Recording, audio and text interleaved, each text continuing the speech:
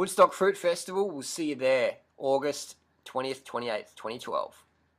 So if you get enough calories, just do have a healthy bit of muscle strength. Definitely helps keep you lean. So I was at a running race the other day and I've won it 4 times in a row now. It's a 5k race on the Gold Coast in Australia. So I've got a lot of fit people here. I've won it 4 times in a row. It's a weekly race, 5k, and won it 4 times in a row. Anyway, after the last time I won it, someone was saying, yeah, I've seen you on YouTube, mate. You're the banana dude. You're the high carb, low fat vegan dude. And I've been watching a couple of your videos. It's pretty crazy stuff. But like, isn't there like an 80-10-10 diet warning? Like, isn't it dangerous? You know, once you end up like Christian Bale. Here's a picture of Christian Bale here. And that's from The Machinist. So last time I checked, Christian Bale didn't eat just fruits and vegetables to get down to his machinist weight. But the reality is what Christian Bale did was starvation. So it doesn't matter what you eat. If you starve, you're going to get really weak. So a good indication of a dietary intake is can it support elite level fitness? And the answer of 80-10-10 is yes. The answer of paleo primal low carb is no. That's why we don't see a single low carb paleo primal athlete ever.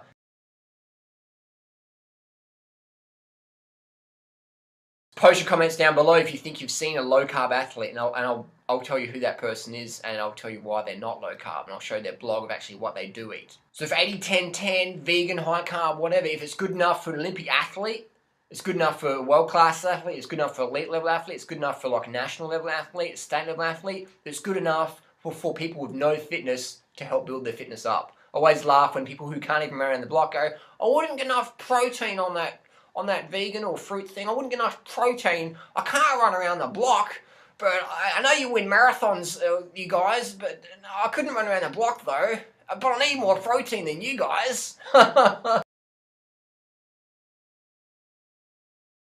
a good indication you're getting enough nutrition is your fitness level is going to be very high. If you're not getting enough nutrition, you have a low fitness level. And that's why you don't see any paleo or primal low carb athletes on the planet ever, never, zip, nada, can't be done. I've done many videos on that one.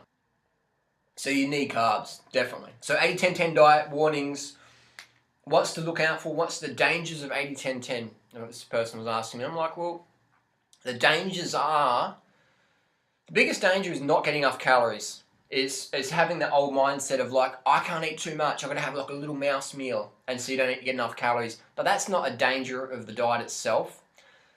That's just like someone's mentality, you know, their emotional baggage coming into their new lifestyle. What's the danger? The danger. You get all your nutrition, you get your vitamin A, you get your vitamin K, B12, your body produces that. If you don't produce enough B12, do a B12 shot. I do that, it takes me 30 seconds once every month, or every 2 months. My B12 level is always over 1400 and clinically documented. You know, all my blood tests, and I do real blood tests. A lot of people do blood tests from naturopaths and then put it on Facebook and say, look at me, I'm my naturopath, so I got good blood. You got to get to an authorized pathology laboratory if you want to get blood tests and show people, otherwise it's a bit of a joke. But anyway, my B12 level is always good, vitamin A is good. So you get enough nutrition, you get your vitamin A, you get your vitamin K, and then the body produces K2 from that. Basically, you get everything you need. I mean, you get your vitamin D from your sun, you get everything you need. Your body produces creatine, all these beta-alanine, all these things. People say, oh, but you need this, you need that. There's nothing that you can't get from plant foods that people eat animal products for. Like people say, but where do you get your protein from? Plants don't have protein. And it's like, yes, you do get enough protein. What about vitamin K2? Yes, your body produces vitamin K2. You need to drink milk for calcium, Dan Ryder. Yes, plant foods do have calcium. Did I get enough B12 if you're a vegan, Dan Ryder? Yes, the body produces B12, and if it didn't, only vegans would have B12 issues, which we see over 39% of the US has a low B12 level, according to the Tufts University research data. Period. Vegans don't get enough iron! Any vegan diet based on whole plant foods with sufficient calories will definitely give sufficient iron.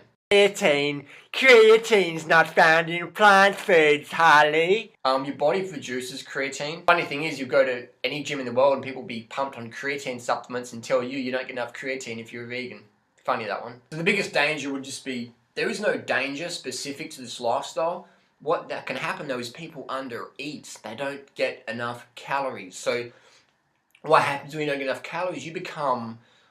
Initially you become very moody and, just flipping out because you're getting glucose exhausted or mild glucose exhaustion, hypoglycemia, things like that. So you're going to have a lot of issues with that. But again, that's like riding a bicycle. It's okay if you ride on the right side of the road and keep your hands in the bars, but as soon as you take your hands off the bars and go on the other side of the road, you're going to have problems, and you're probably going to go, oh, I was a cyclist and that was really dangerous. I did 80-10-10 and it was really dangerous. It's like, no, you had a eating disorder or whatever. You had some issues going on there that you brought into your new healthy lifestyle, and you haven't really changed that. You've brought your old behavior over here. You've brought your starvation, calorie restriction, anorexic, orthorexic behavior to 80-10-10, and now you're fucking up, and long term you're just going to hit walls. So the secret is get enough calories. When you get enough calories, you take care of your nutrition. When you get early nights, you take care of nutrition, because if you're not getting enough sleep, you're not going to be absorbing your nutrients as well. And another thing is people forget is fitness. If you're not fit, you're not going to get enough nutrition because you're not using your body like it's meant to be used. The body has to be fit, has to have a base level of fitness to be healthy. I'm not talking, you don't have to run like, sub 30-minute 10Ks. I'm talking you have to be fit. You have to be a fit person capable of basic function. You should be able to chase your kids around and lift heavy objects, and you should have fitness. You should have fitness. If you don't have fitness, you're not healthy. I don't care how clean your diet is. If you're not getting the early nights, if you're not getting the sufficient water, if you're not getting sufficient physical activity on a weekly basis, you're not going to be as healthy as you can be, regardless of how clean you're eating. Doesn't matter. You've got to have those other things. The sunshine as well, the water, the sport, the early nights. Otherwise, people focus on diet, and then they just have late nights on the computer having late night debates or whatever on Facebook, or they're not doing sport. Like, I'm not into competition, I just sit on my ass on the couch and watch apathetic TV shows, but I eat healthy. Or I don't drink water because water's not natural, because all you get your water from, like, oranges and orange juice. You don't need to drink water because you just drink orange juice. Doesn't work. That's not good. You need water. So there is no dangers. You get every single nutrient from your plant foods, from the sunshine, from your body's produced. There's nothing in animal products that we need that we can't get from plant foods. Otherwise, there would be vegan-specific diseases, which there is not, but people pretend there is. But the reality is every supermarket, every chemist, every pharmacy, every drugstore, every vitamin shop, supplement shop around the world is not vegan-specific, is it? It's not. Fish oil supplements, retinol supplements, all these things, animal-derived. Vegans aren't taking these things. Vegans aren't taking these things. These are for meat eaters.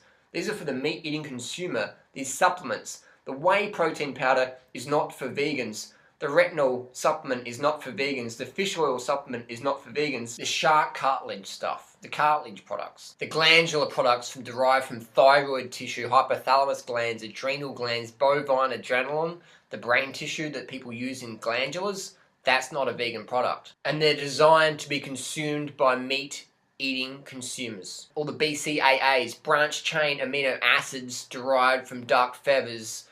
Don't eat vegan because you won't get enough BCAAs, so make sure you have your BCAA supplement from duck feathers and eat your steak. The EPA DHA supplement derived from krill oil is not for vegans. All these products and supplements are designed for the meat-eating consumer. So anyone tells you there's a diet warning or whatever for if you're a vegan or 80-10-10 or whatever, that's nonsense. They're not educated, they're a newbie, they're just following bro science. I'll put my blood test on YouTube.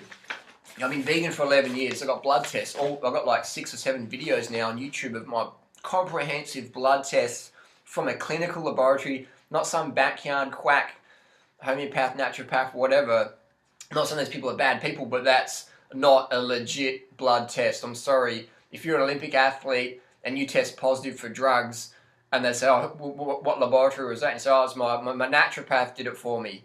They're gonna, that's not a fucking real test. You need to do it in a full-on lab, man, not some backyard job with some, $300 testing machine or whatever. It's got to be full-on clinical data. Can't be the backyard stuff. So there you go. I'm out there. I'm winning the running races. 4 running races in the last 4 weeks. Back to back. Boom, boom, boom, boom, boom. So that's just it. So anyone that says, oh, blah, blah, blah. It's like, well, look at Duran Rider. Dude's fucking winning races, mate. He's fucking dominating He's on his little fucking banana vegan trip, and he's out there. He's ridden across Australia. He's ridden from Seattle to LA. I can go out training the fittest cyclists on the planet. I've gone out training with Cadel Evans, Lance Armstrong, Valverde, whatever. That's fine. In the hills, mountains, whatever. I can do that. I can go out for 5, 6, 7 hours with those guys and no worries keeping up in the mountains. So anyone that says you don't get enough nutrition, it's like bullshit. I'm not even on caffeine. I'm doing this all caffeine-free, drug-free. I mean, on the paleo diet, it's like caffeine, caffeine, caffeine.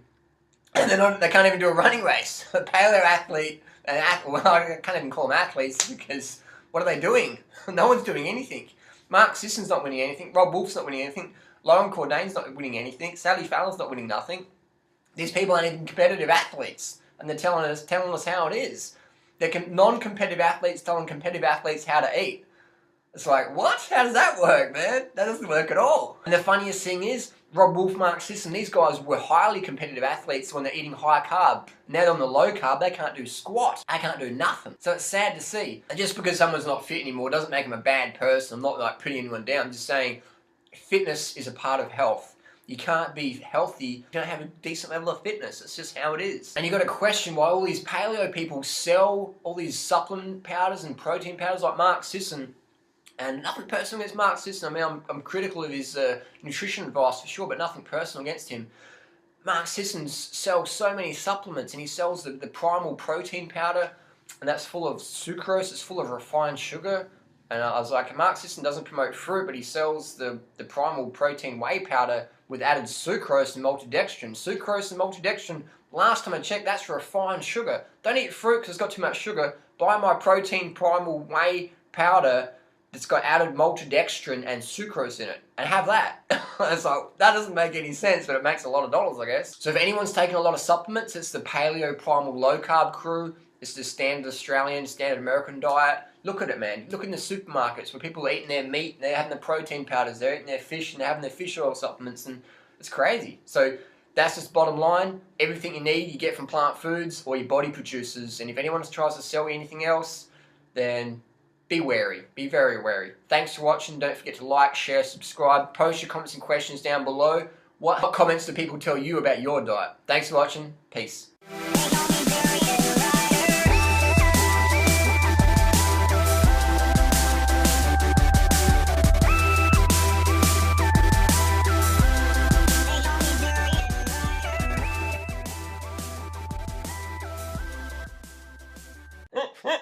Very good, get enough iron.